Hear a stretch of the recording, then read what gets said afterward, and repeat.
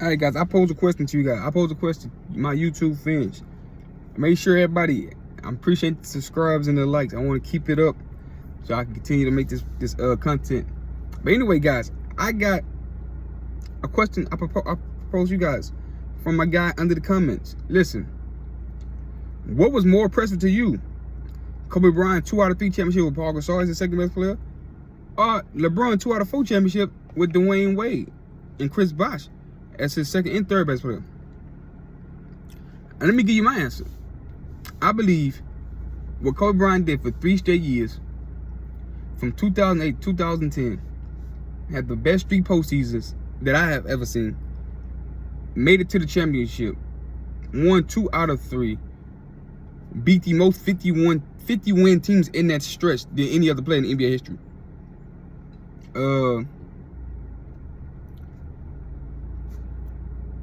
Paul Gasol was his second best player. He was not a top 75 player. Andrew Bynum was on that team. I got to remind you guys, Andrew Bynum scored 2 points. Get this. To win the 2010 championship, Andrew Bynum scored 2 points in Game 7 against the Boston to close out the series. He scored 2 points. Now, let's go to 29. He did not play into the championship round. Andrew Bynum, who's supposed to be Kobe's third or fourth best player, did not play in the 29. I can't remember if he played all. I think he came back in the finals.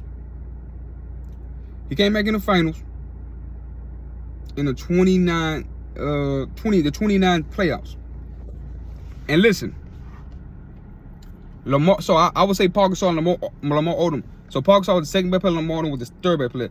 And remind you, Lamar Odom got game, but he never made an All-Star game appearance. He never averaged over 17 points in the series in a season with Kobe Bryant. That's his third best player, right? They had Trevor Ariza, who was a great 3-and-D guy, who actually, if you ask me, the Lakers was going for a championship. Like they wanted to get, they was hungry, they wanted to go, they was ready, and Trevor wanted some more money. So when they beat the Orlando Magic in the finals in 5 games, Trevor won a big contract. So they did a signing trade with the Rockets to get Metta World Peace, who was already ready, who was a great defender, a good defender, and was a little older, but he was ready and prime for. And Kobe wanted him because Kobe like, this guy crazy. I want him on my team. This guy, he went at me in the playoff last year. I see what he did. This guy, I want it. We need somebody like that. I need a rough rider like a Draymond Green. So Metta World Peace was that guy. But you can actually make the case that they downgraded because Trevor Ariza production level was higher than Metta World Peace's. So the Lakers downgraded in that 2010, and he had to face 7 Hall of Famers on his way to the championship. So 3 Hall of Famers and Steve Nash, Amar Stoudemire will be a Hall of Famer, and Grant Hill already in the Hall of Fame.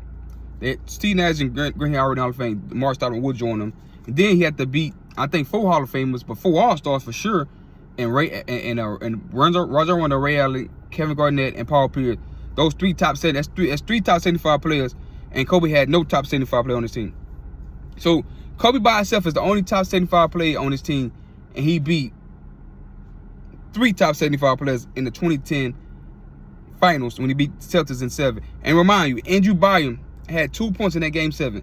So people, these ESPN idiots and all these people want to go back and say, well, he had Paul Gasol, and he had the Twin Towers, Paul Gasol, Andrew Bynum, then he had Lamar Odom coming off the bench. Andrew Bynum scored 2 points in the game 7 in the championship round. In the 29th championship run, he didn't even play until they got to the finals. He was limited in that role. They was going with Lamar Odom and Paul Gasol. So, of course, that's more impressive. You beat the most 51 teams. You won more championships in a short amount of span. LeBron James, he won 2 championships out of 4 years. The first year they got together, he dominated who they beat? LeBron James beat, was that 2011, 2012? Anyway, LeBron James made it to the finals. Yeah, they made it to the finals. Lost. I think they finally beat Boston. Was it 2012? Anyway, they made it to the finals. We know what happened against Dallas. He melted down, right? Come back next year, they beat OKC. Then they went back to back. Ray Allen, they get Ray Allen. They had Shane Battier. They got all these pieces with Dwayne Wade, a top 75 player, Chris Bosh, who's a Hall of Famer already, and then you got Ray Allen, who's a Hall of Famer, and you go 2 out of 4. You went back to, you lose the first one to Dallas. You had a meltdown. You go back to back, and then how many teams they beat? How many 51 teams? I think they beat some teams that didn't even win 40 games. They beat a few teams on 500. They beat the Indiana Pacers without Danny Granger. A lot of people don't bring that up. Danny Granger was hurt during that first Heat run, and they propped up Paul George and Roy Hibbert, who was like, he's not an all-star. Roy Hibbert now, I think he's all-star 1 year. He's not a great big man. They piped that team up so we can be a competition though. No damn what the Heat. So they beat they beat little ass Derrick Rose and Danny Granger and them and Paul George, and Danny Granger was hurt. And I think he came back, and then they piped that team up. The team wasn't great. Anyway, they lost to Dallas. They wore back to back, and then this last year they get blown out by a record margin by the San Antonio Spurs, who San Antonio should have beat them twice. So you tell me you had the most help. You go 2 out of 4. You win 2 out of 4 championships. That's 50%. Kobe had Paul Gasol as his second best player, not a top 10 player. Won 2 out of 3 and beat tougher team. Had a toughest conference to go to, and we want to compare and say somebody. Basketball is about competitive nation. We gotta bring up winning. We can't just bring up stats. We gotta get the totality of winning. Kobe had a better winnage percentage all time in the finals, of course, 5 out of 7 to LeBron 4 out of 10. But through that stretch, when they had their own teams, they had a lot of help. And then you got to go. Okay, when LeBron went to the Cavaliers with Kyrie and Kevin Love, he go 1 out of 4. 1 out of 4 with Kyrie and Kevin Love on the team. He go 1 out of 4. 1 out of 4. His winning percentage is up there on par with Jerry West and Will Chamberlain. You know what I'm saying?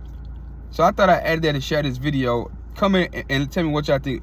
Who had the most impressive run to the and when they got their squads? Kobe with Paul, 2 out of 3, or LeBron James with Dwayne Wade and Chris Bosh, and including Ray Allen, 2 out of 4.